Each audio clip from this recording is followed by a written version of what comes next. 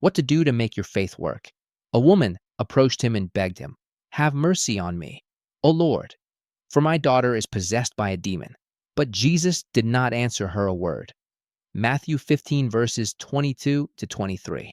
Sometimes God takes a while to answer our prayers, but there is a reason for that.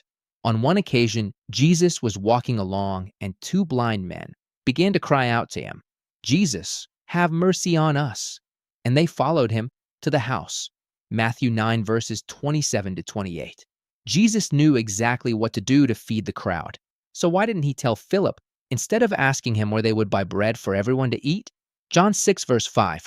And why do we read, when Jesus heard that Lazarus was ill, he stayed where he was for 2 more days?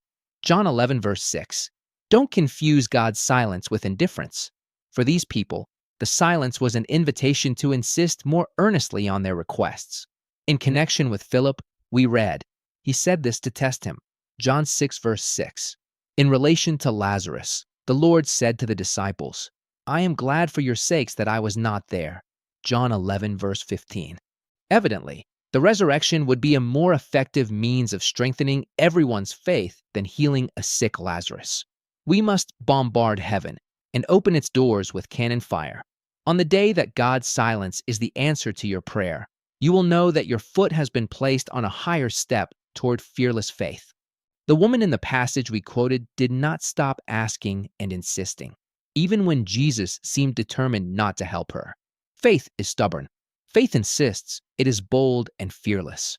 Faith is never satisfied until it has received what it asks for. Generally, there is often a huge disproportion between the miracle we hope for and what we are willing to invest for that miracle. We want blessings at a bargain price, without sacrifice or effort. How much are you willing to pay for your miracle? And we are not talking about money, but about prayer, fasting, determination, and brokenness. The woman's insistence must have been extreme. She clung to Jesus in the same way that the woman with the issue of blood did.